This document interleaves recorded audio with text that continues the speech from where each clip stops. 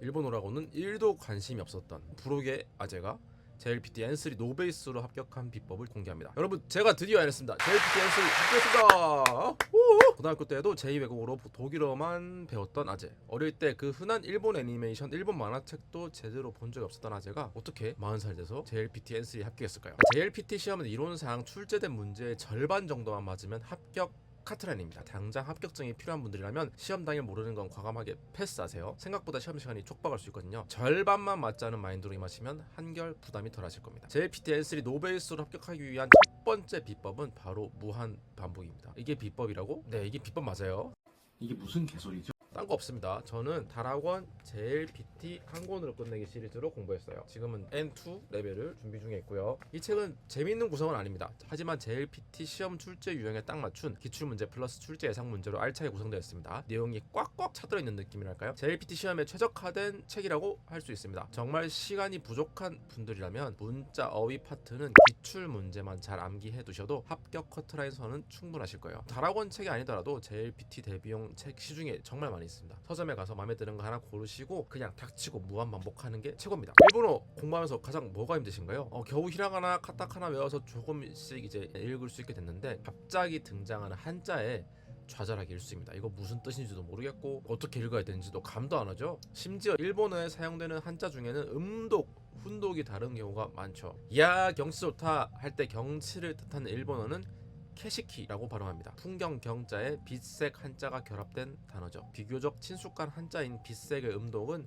시키인데요. 그런데 너 낯빛이 어두워, 무슨 일이야, 얼굴이 왜 그래, 이런 경우에 쓰는 낯빛의 일본말은 카오이로예요. 같은 빛색 한자를 쓰고 있지만 이번에는 이로라고 있죠. 한자 빛색의 훈독은 이로입니다. 대가리가 깨질 것 같네요. 한자를 하나하나 외우면서 이 한자의 음독은 땡땡, 훈독은 XX, 이런 식으로 외우면 정말 답도 없습니다. 그냥 단어 단위로 받아들이는 게 최선이고요. 가만히 생각해보면 일본어는 한글과 꽤나 접점이 있어서 받아들이기 한결 쉽습니다. 우리말로 경치가 좋다 이렇게 말하죠. 와, 경빛이 좋다 이렇게 말 안 하잖아요. 이런 단어도 없고, 마찬가지로 야, 너 낯빛이 왜 그래? 그러지.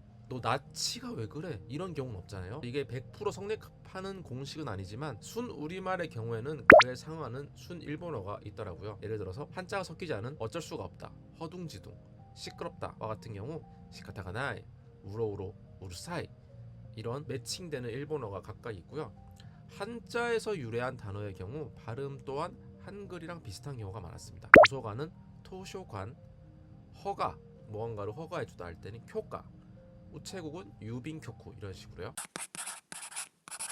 책만 보고 들리지도 않는 일본어 듣기 문제만 반복하다 보면 너무 지루한 나머지 때려치고 싶은 마음이 가득할 겁니다. 제가 그랬거든요. 그럴 땐 일본어 영화나 드라마를 보면서 일본어에 자연스럽게 노출되도록 하는 게 좋습니다. 개인적으로 여러 가지 작품을 보는 것보단 한 가지 작품을 반복해서 보는 것을 추천드려요. 저의 모스트 원픽은 너의 췌장을 먹고 싶어, 키미노 스이조 타베타입니다. 그 이유는 일상에서 많이 사용되는 표현들이 많이 등장하기 때문이에요. 널 좋아해, 키미가 스키, 싫어해, 키라이, 소문이 나다, 우와사가 타츠, 같이 여행을 갈까? 이쇼니 료코니 있고, 우리 집에 놀러 가자, 와타시노 이에니 아소비니 있고, 카페에 가자, 카페니 있고, 맛있는 것을 먹고 싶어, 오이시 모노가 타베타이, 병에 걸렸다,病気に 났다, 행복하다, 시아와세, 당신을 인정합니다, 히토 미토메로 등등. 당장 오늘 여러분들이 친구들과 하는 대화, 카톡에서 나누는 채팅, 이야기에 관한 표현들이 많이 등장하기 때문에 5번 이상 반복해서 보시는 걸 추천합니다. 영화는 초반엔 다소 지루하지만 후반으로 갈수록 마음이 몽글몽글해지고 눈물샘도 자극하는 장면들이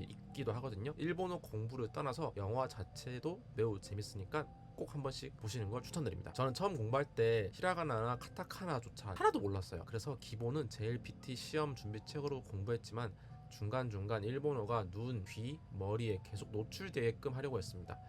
조금 과장을 보태서 말하자면 똥 쌀 때도 일본어 책 보고, 만화책도 귀멸의 칼날 원어 버전만 보고, 노래, 넷플릭스 영화 전부 다 진짜 일본 거만 봤던 것 같아요.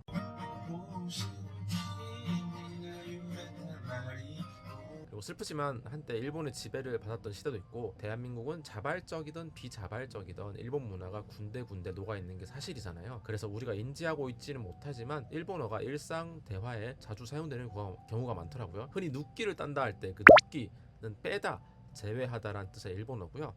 남자들이 화장품으로 많이 광고하고 있는 우루오스는 촉촉하게 하다, 이런 적시다 이런 뜻이에요. 그러니까 피부를 촉촉하게 해주는 화장품이라는 뜻이겠죠. 그거 참 가오 빠지게 그거 할 때 가오는 얼굴 가오를 뜻하는 거고요. 우리 박 부장님은 일하실 때 참 유도리가 없어 할 때 유도리, 유토리는 여유, 여유를 뜻하는 일본어고요. 우리가 사용하는 일상의 언어 속에는 알게 모르게 일본어가 곳곳에 숨어 있습니다. 표준어는 아니지만 관용적으로 많이 사용되는 일본어식 표현, 요즘은 일본어로 된 상점 간판도 많잖아요. 찾아보는 재미도 있답니다. 일본어는 어순이 우리말과 거의 동일하고 한자를 기반으로 탄생된 언어라는 점에서 유사한 점도 많습니다만, 우리가 그토록 싫어하는 한자를 어느 정도 알아야만 글을 읽을 수 있다는 점에서 많은 분들이 공부하는데 어려움을 토로하시는 것 같습니다. 일본어 한자를 익히기 위해선 매일 10분 정도는 꾸준히 투자해서 한자를 그냥 눈에 익히는 게 가장 중요한 것 같습니다. 저는 유스피크라는 어플리케이션으로 지하철에서, 화장실에서 틈틈이 일본어와 친해질 수 있었고, 실제로 JLPT 시험에 등장하는 한자 풀은 어느 정도 정해져 있고 정말 괴상한 한자를 알고 있는지 묻는 문제는 거의 없어요. 왜냐하면 JLPT 시험의 출제 목적이 일본어를 읽을 수 있는지 듣고 이해할 수 있는지 이런 거기 때문에 주로 일상적인 대화, 집에서, 학교에서, 직장에서의 대화나 글들이 대부분입니다. 따라서 한자를 너무 두려워하지 말고 매일 꾸준히 눈에 익히고 손끝 감각으로 친해진다라고 생각해보세요. 매일 꾸준히 일본어와 친해지려고 하면 JLPT 합격증은 자연스레 여러분의 품으로 찾아올 것입니다. 여러분, 40살, 40살 아직도 안 했습니다. 여러분도 충분히 할 수 있어요. 깜빠레!